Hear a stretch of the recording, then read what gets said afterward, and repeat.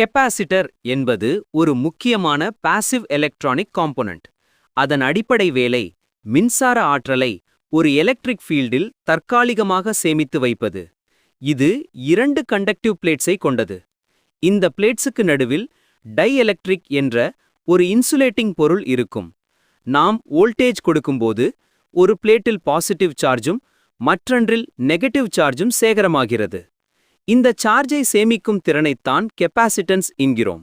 இதன் unit farad, ஆனால் நடைமுறையில் மைக்ரோஃபாரட், நானோஃபாரட், பிகோஃபாரட் போன்ற மிகச் சிறிய மதிப்புகளில்தான் பயன்படுத்துகிறோம்.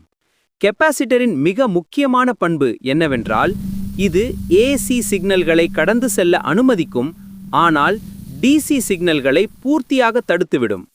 இதனால்தான் பவர் சப்ளை சர்க்யூட்ஸில் தேவையில்லாத நாய்ஸை ஃபில்டர் செய்து சீரான டிசி அவுட்புட் கொடுக்க இது பெரிதும் பயன்படுகிறது. TV boards, power supplies, amplifiers என நாம் பயன்படுத்தும் கிட்டத்தட்ட எல்லா எலக்ட்ரானிக் சாதனங்களிலும் கெப்பாசிட்டர் ஒரு முக்கிய பங்கு வகிக்கிறது.